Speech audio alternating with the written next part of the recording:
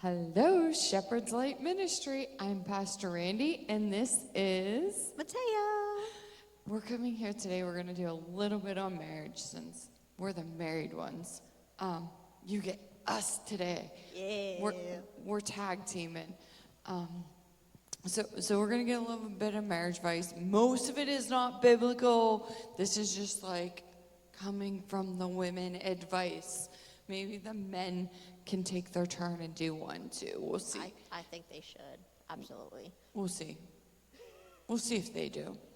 We're encouraging them right now. And this is not directed towards anyone. This is like pure observation between just being married and being in the women's group and hearing women at the church. So it is not directed towards anyone.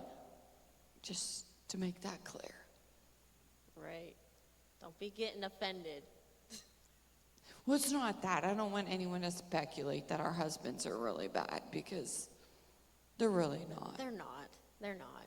They might drive us crazy, but they're not. And they only drive us crazy because we live with them. Yeah. You got to get used to living together, and that's a process. It is. It's like they're there all the time. In your personal space. Yeah.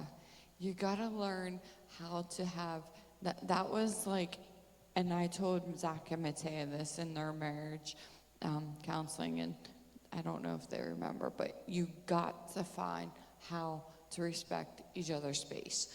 And it takes time. It's a process because you're used to your own space. You're used to your own God time, especially when you're a Christian. Like, you're used to that Bible time to yourself. So yeah, you got to revamp the whole thing and find what works. Yeah. You got to adjust and they got to adjust. So that's 101 that wasn't on our to-do list. You got a bonus point. Bonus! Woo! Number 1 is biblical, and it is leave your mother and your father, cleave to your wife, which it's Genesis 2:24, King James. Therefore shall a man leave his father and mother, and shall cleave unto his wife, and they shall become one flesh. The word cleave means to glue or to cling. So to leave and cleave is to sever and bond, to loosen and to secure, or to depart from and attach to. That's almost a tongue twister for a minute. But this goes for women too. Like, I don't just think Absolutely. It goes for men. No. Like, we got to leave our mothers and fathers too. We can't be like daddy's little girl anymore or stuck to our mummies. We are now married, so it has to be God first, husband or wives next, and then kids and everybody else. All the rest of you, you're down here. Sorry, you're left out a little bit. Yeah, don't get upset when you're on the bottom, but you're down there. Yep. So this means like you leave everything, not just like the good things, and you don't just like call your parents for everything, or you hang out with your parents more, but you also leave the bad stuff, like anything that they did to you that was not good parenting skills. That is not who your husband or wife is. Like, you don't take that out on them. It's gone. Like, everything that your parents, like, not everything. I shouldn't say everything, but how do we phrase this? But you got to start with a clean slate. Right. How's that? You can't carry the baggage into your new relationship. Yeah. Because it's not the same relationship. It's a brand new relationship that you've got to build on, form, and go forth with, like, and pursue after. Like, if you're hanging on to everything from your parents and your life beforehand, you're not going to have a new relationship. You're just going to have a repeated pattern of all your old relationships. True. You're going to keep walking around the wall, and you're not going to get into the promised land. Right. They can't hear you. Your own worship, you're like, right. Come on, Mataya, get the mic up. Anyways, It wasn't my important things to say. I was just like responding to you. So, Okay. but it's okay. It's okay. I said right. anyhow, you can't, you just gotta like, start brand new, start fresh, and know like your wife or your husband is now your best friend. And they're the ones, like when you have a problem, you gotta vent to them. When you need something, you gotta go to them. You can't call mommy or daddy and say, Mommy, the car broke down. Daddy, the car broke down. I need money. Like, it's between the husband and wife now. You all gotta figure it out. And parents, don't step in unless they already tried figuring it out themselves and they couldn't. Like parents gotta play their parts too. And I'm a parent. I'm on both ends of this. I know it's not easy. Sometimes when it's your kids, you just want to fix the problem and you don't want them to face it, but we got to let go too. Sorry. Not sorry. I'm preaching to myself. It's biblical, though. It's biblical. I know. But I got to learn that myself sometimes because it is hard. Like that, when you have kids, that's like one of the hardest things is seeing your kids go through a trial because you're so used to like fixing stuff. Like they cried as babies and you had to like go through this big long laundry list to figure out why they're crying. So when they're adults and they're crying, like you just feel like you should fix it. There is like, and husbands and wives, you got to be patient because it's a learning process for the parents too. And you won't understand till you have kids. So this is a big circle of love that we got to break chains. But we know we're all loved. That's the important part. Right? Right, absolutely. Okay. So, men. This is women advice from women. Don't worry, women, you're gonna get your advice too. But men, you gotta take care of business. So when you get married, you understand where women are from Jupiter, men are from Mars. Like you really get the concept. Even though you don't want to use the analogy because it's non-biblical, you understand why it was created.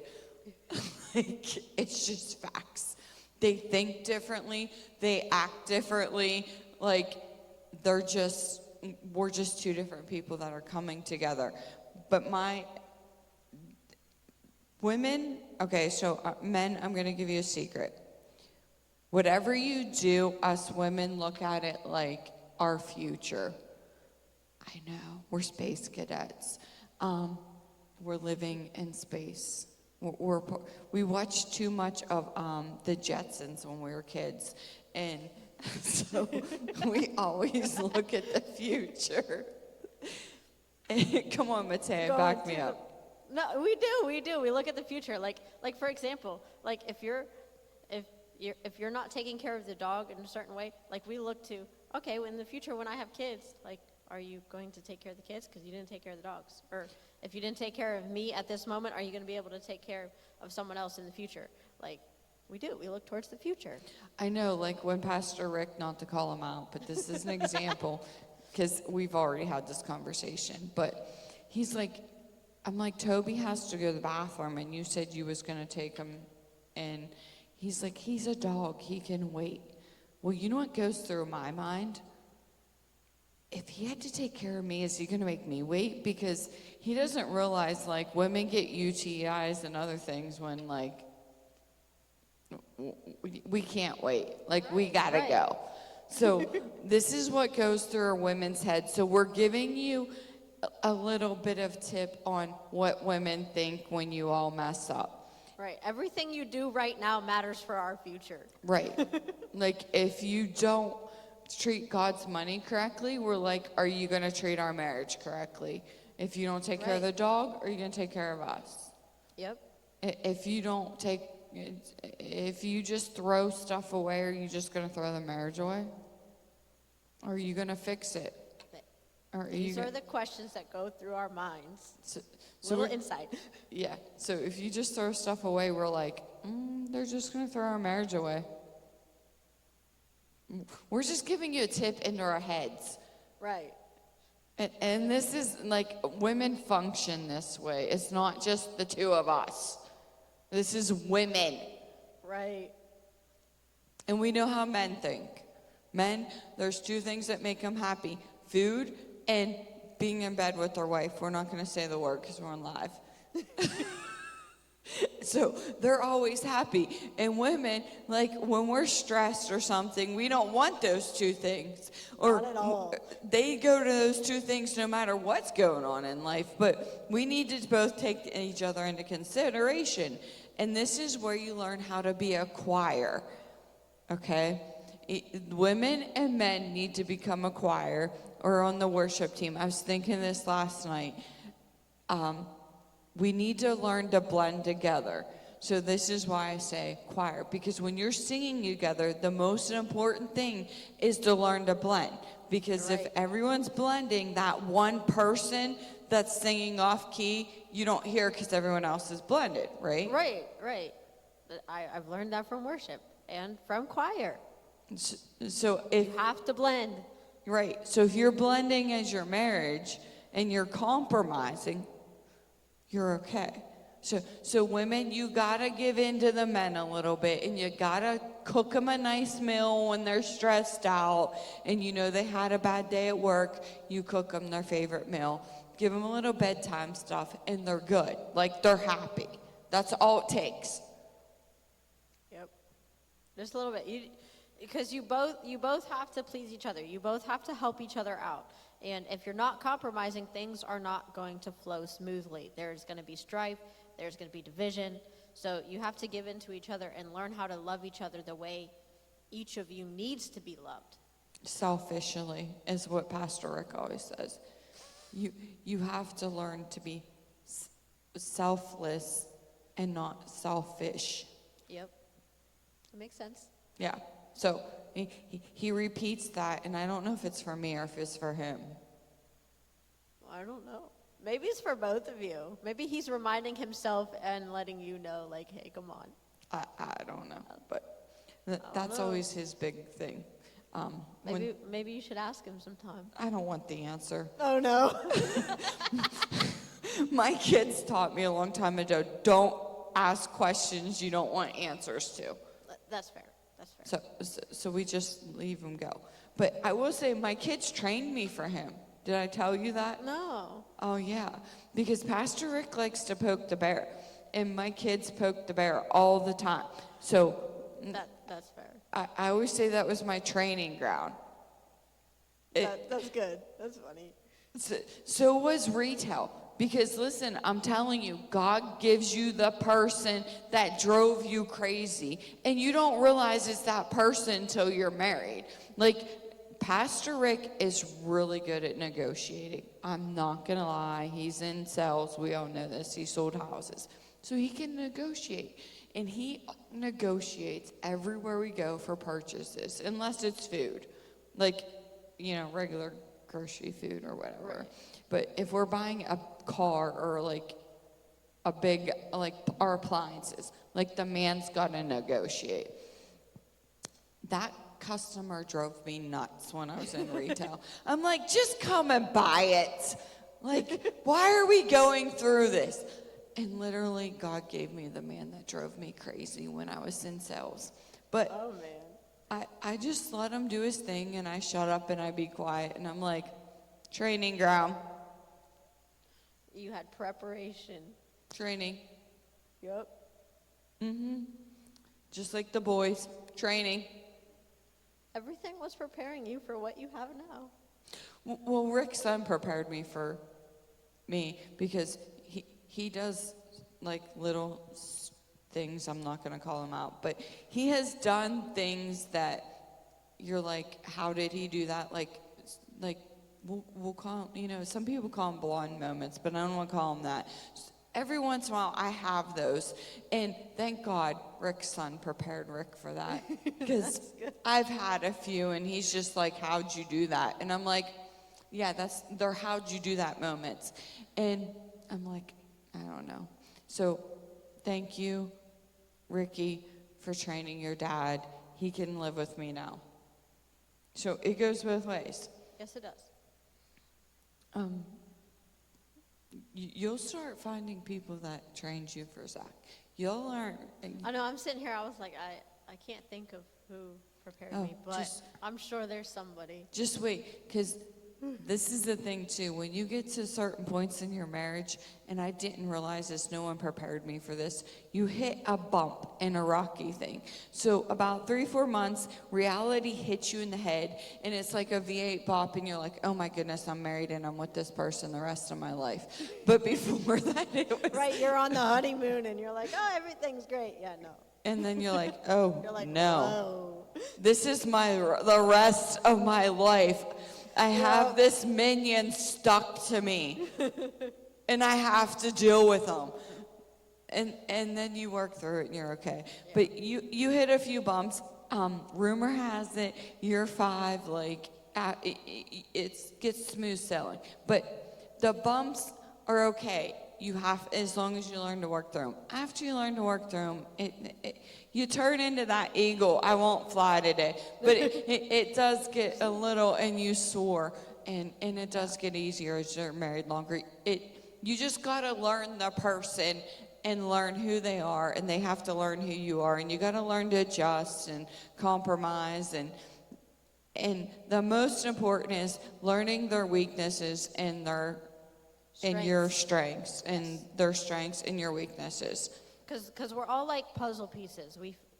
When you're married, you fit together like a puzzle piece. So someone's going to be strong in one area and weak in another. And those strengths and weaknesses are going to match up and fit perfectly, just like a puzzle piece. Well, Pastor Rick and I didn't realize that until we started putting puzzles together. Oh, man. Then we realized that we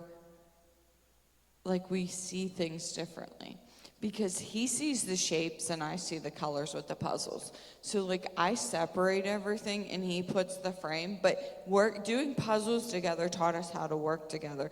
Because then I take the things with the colors and he takes the things that needs the shapes. Like if it's all white, that's Pastor Rick because he does shapes. If it's something with a bunch of colors like flowers, I put those pieces together because I'm the color person. See, teamwork. See, so you gotta find the balance, find how to work together. You learn to blend. Yes. So you learn what works and strengths and weaknesses. Pastor Rick's good at negotiating. I'm good at the calendar. He was horrible. It did take 2 years. Now he gets it a little bit better, but he does much better, honestly. Like, that man and the calendar did not mix when we got married. I had to give him some of my key, like, I had to, cue him in and show him the Google Calendar and how we're a family.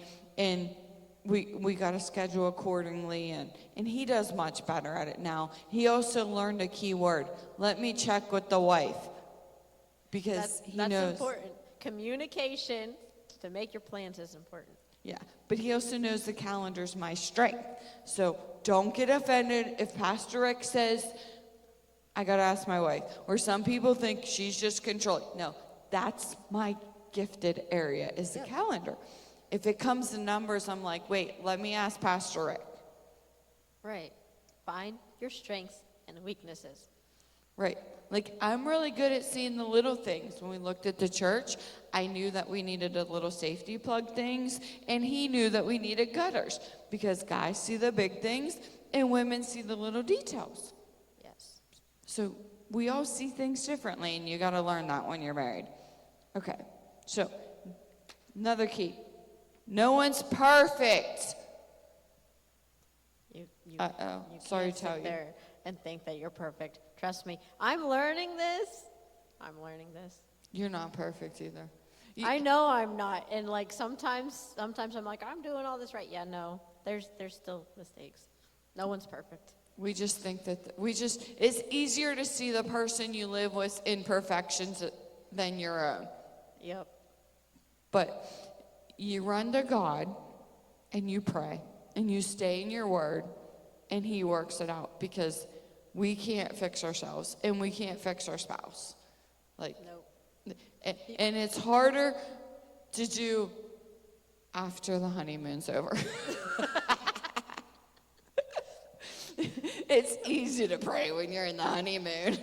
Right. When everything's going good, it's like, oh, I just keep praying for the good. When it's bad, it's hard to turn from, okay, I want to fix everything and I need to tell them what's wrong, to saying, no, I'm going to back off. I'm going to go pray about it and let God do the fixing. So, Because we got to remember, it is even in the Bible, like, he does not just fix it temporary and put a Band-Aid on it. Like, he does surgery and actually, like, fixes that person. which is a painful process, but it is the more effective one. Because you don't want it getting infected. You don't want it to get worse because you just put a simple little fix on it that wasn't really a fix. A little cover, a little Band-Aid. Like, you got to let him do the real work and get to the root of the problem and fix the actual issue. And dig it out. And sometimes he's got to pull weeds out of us to fix them too. Yeah. So, sometimes when you're praying for your spouse, you need to remember to pray for yourself too and say, hey, fix me too, because I might be causing this issue a little bit. Right. Or if I change the way I say something, it might change the way he responds. So it's not always him. Like, it's us too. Right. And remember, it's our God, our Father who art in heaven. It's not just our Father, so we can't just pray for things our way that we want them. We got to pray to our Father for you and your husband. Yes. It's a two-sided thing here. Marriage is work. Marriage is a relationship, and therefore you need both sides for it to work. Every problem that comes up is a two-sided issue. It's not just one-sided. So we've got to sit there and take a look at ourselves just as much as we're looking at them. Because like the Bible even talks about, don't pull the plank out of your brother's eye if you've got one in your own. So like we've got to look at both situations and fix ourselves first, and that will help fix the other person. And sometimes we got to put our feet in their shoes. Like, we got to remember, God designed men, and their main priority and their main reason, like, he used Adam for this and Boaz. One of their main jobs is to protect us. Another is to provide for us. So men look at things through the eyes of protection and providing. Women are, what are we? We're the helpmate. You find a helpmate. So we're to help them. And sometimes helping them, we're like, oh my goodness. But we have to remember, God gave us each other for a reason. We're helping each other, and we're building a strength. So we're of his rib, right? We're a part of the man. Right. We come together as one, so we got to blend together as one. And where they're weak, we got to be strong. And where we're weak, they got to be strong. And God kind of designed us that way. We just got to learn to blend it that way. And prayer is a very, very good way to learn that. Right. It's probably one of the most important things that you can do in your relationship is make sure that you're praying for each other. Make sure you're praying for yourself, putting God first. Because if you don't go to God first, things are going to start falling apart. You've got to go to God first. My sister-in-law gave me and my sister, because she married my brother. My brother was married first. And her advice was, when times are tough, pray. When times are good, pray. Yep. When you know what to say, pray. And when you don't know what to say, pray. Always pray. Yeah. Always. Yes. So she basically said, no matter what you do, pray. And she was right. Yep. Thank you, Kara. Woo! So pray. Because now she's passing it along. Now we all get to know this. Mm-hmm. Always pray. Pray. Can't stress it enough. Right. Because he knows what's best. The battle's his. The victory's won. It's 2 Chronicles 20. The victory's his. We just got to pray. Sometimes you got to fast. The battle's his. It's not ours. Like, we run to him. He does the work. Yes. We've got to stop trying to fix everything ourselves, because then we're not putting God first. We're not walking in his way and what his word says. Because if we're just trying to fix everything, we're going to make a mess of the problem. It's kind of like Ruth, though, too. Like, They ran. They ran. They tried to fix the problem. They're like, oh, the problem is the famine, so we're going to get out of here and go do our own thing. Well, they made a mess of it, and they paid for that. And they ran to the world. Yeah. That's another thing. Do not go to your worldly friends for advice. Right. If you're going to run anywhere, run to God. Yeah.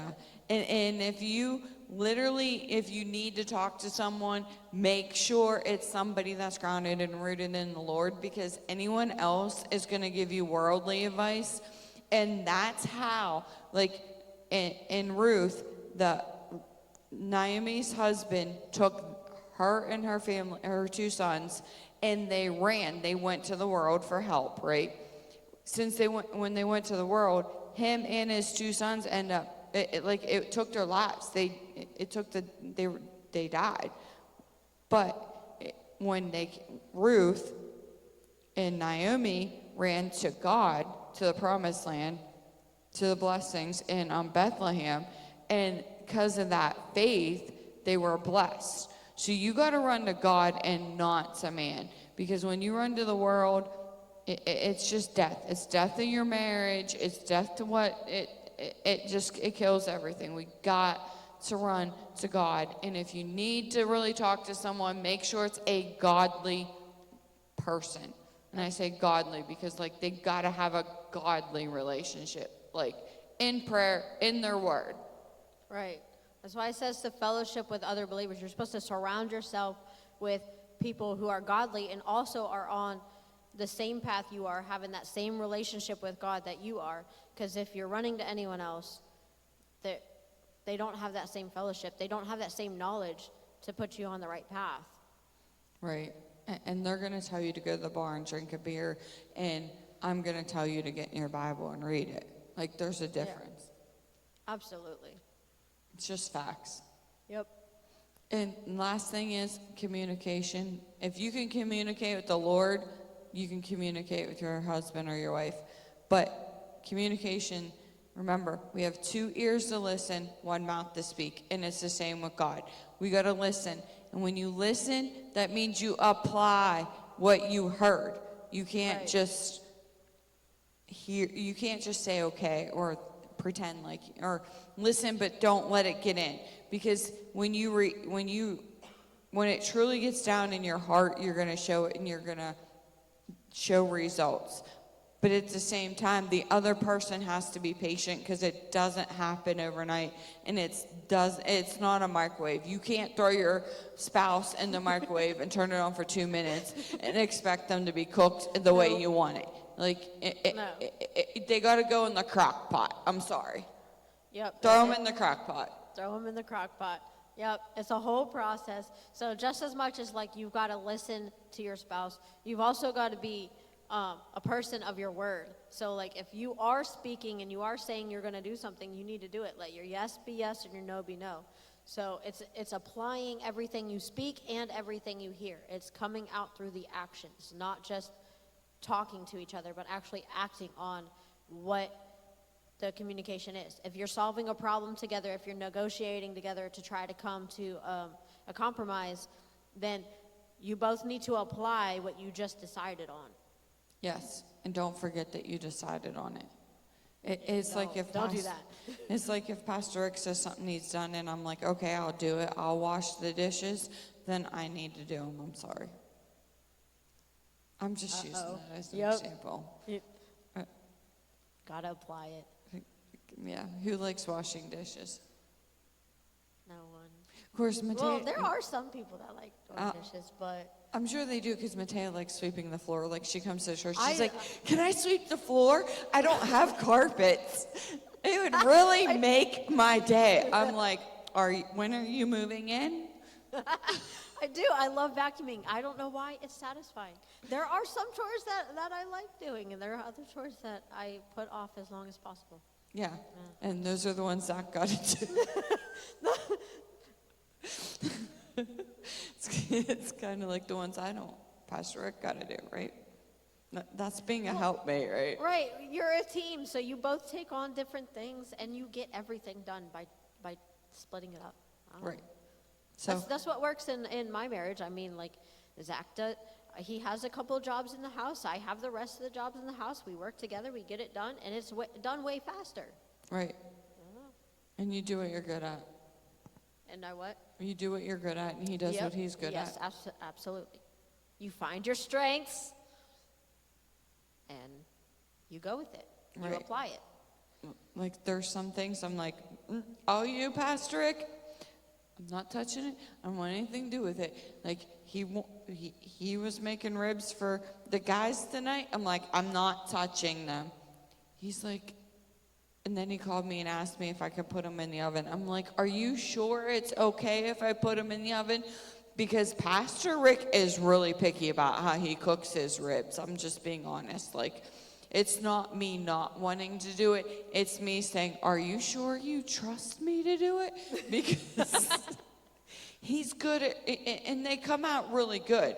But he has his way of doing it. So I just let him do his thing.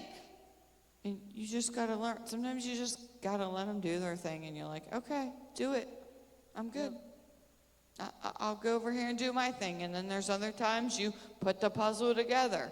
And there's times that you're over here and he's over there. You just got to learn to work together. Yep. Let everything blend. Let everything flow. Sing together like a choir, even if you're off key. Nobody notices because the other one's 'cause on key. Everyone else is covering it up. Yep. You're working together. Yeah. Do you have anything else? I don't think so. I think we're good. Okay. So we'll sign off for now. And you guys, whoever wants the men to do a video, you need to comment below. Yes. Let us encourage. know. Let's encourage them. Yes. Comment below and tell us that you want to hear the other side. The other side. The other side. And tell them it better be as good as ours. Right. Encourage them. Call them in. Tell them, like, hey, come on. Do it for us. Yeah. Yep. All right. Well, signing off. We'll see you next time. Bye. Bye.